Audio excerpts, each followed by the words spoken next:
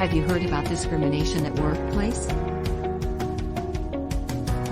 Let me introduce you to the topic of discrimination at workplace and its definition. Introduction of discrimination. Definition. Discrimination is the act of treating someone differently or unjustly based upon some characteristic. Discrimination is the unequal or unfair treatment of a person based upon some personal characteristic. It is important to note that not all forms of discrimination are legal. Discrimination often happen because people make unfair assumption about what people with certain personal characteristics can and cannot do. Main causes for the discrimination at workplace. Causes for age discrimination. Seeing a pattern of hiring only younger employees. This is often due to unfounded misconceptions about ability, work pace, knowledge, and sociability. An employer's use of the term overqualified may be a sign of age discrimination. It is unlawful for an employer not to hire an experienced older person, based solely on the assumption that they might become bored or dissatisfied and leave the job. Causes for gender or sex discrimination.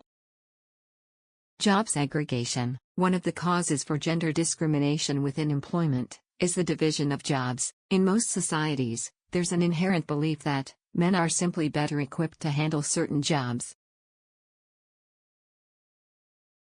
This discrimination results in lower income for women.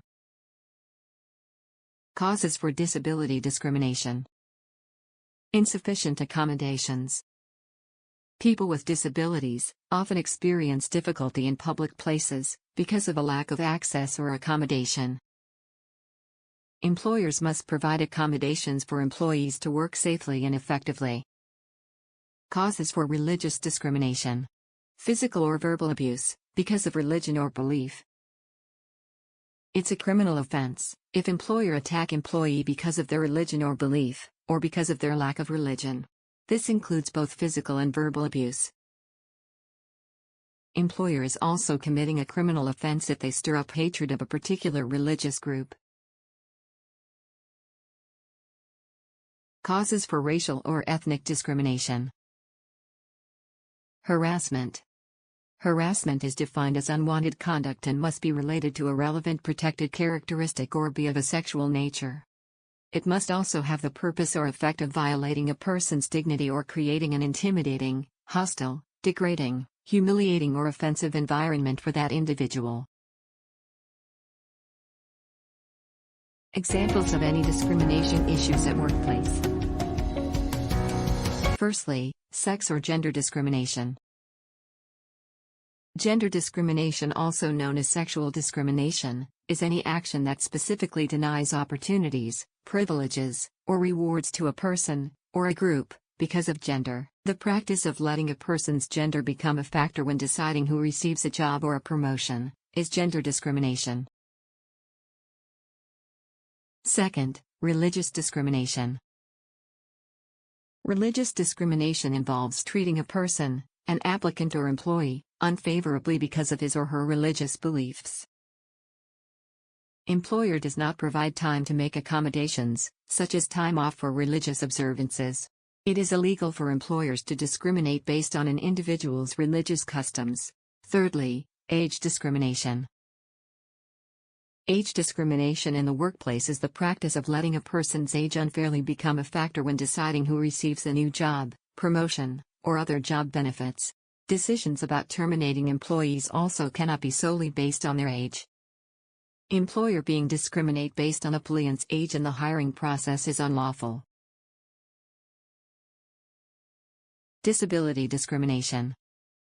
Disability discrimination means treating individuals differently in employment because of their disability, perceived disability, or association with a disabled person. Whether a person's disability is visible or not, treating that person differently, or denying certain accommodations can be against the law. Lastly is racial or ethnic discrimination. Racial discrimination happens when a person receives less favorable treatment than other people due to race. Race discrimination can be direct or indirect. It may also take the form of harassment or victimization. Now let me tell you a scenes about disability discrimination that we will meet in our daily life. This is Sarah. Sarah is a 25 years old girl who is muted. Due to her disability, she need to use sign language to communicate with others. Sarah has sent her resume to a new company to apply for an accountant position. After 1 week, the company informed her for the interview. I am very sorry, Sarah, I have to reject your application. We can't hire you as our company's accountant because of your disability. It may affect our company productivity and reputation. Sarah is upset and disappointed. The above situation shows that Sarah is facing disability discrimination in a job interview. Next, let me explain about the effects of discrimination to employees and organization. Mental and physical health. Discrimination in the workplace has negative effects on both mental and physical health of the employee. Employees who have experienced discrimination have higher levels of psychological distress and health-related problems than employees who have not. Effects are not limited to physical but also mental effects on the employee include depression, developing anxiety disorders, loss of self-control leading to the employee becoming hostile or even attempting suicide. Commitment, loyalty and turnover. Staff or employees who observe regular discrimination are more likely to leave the business, increasing the company turnover levels.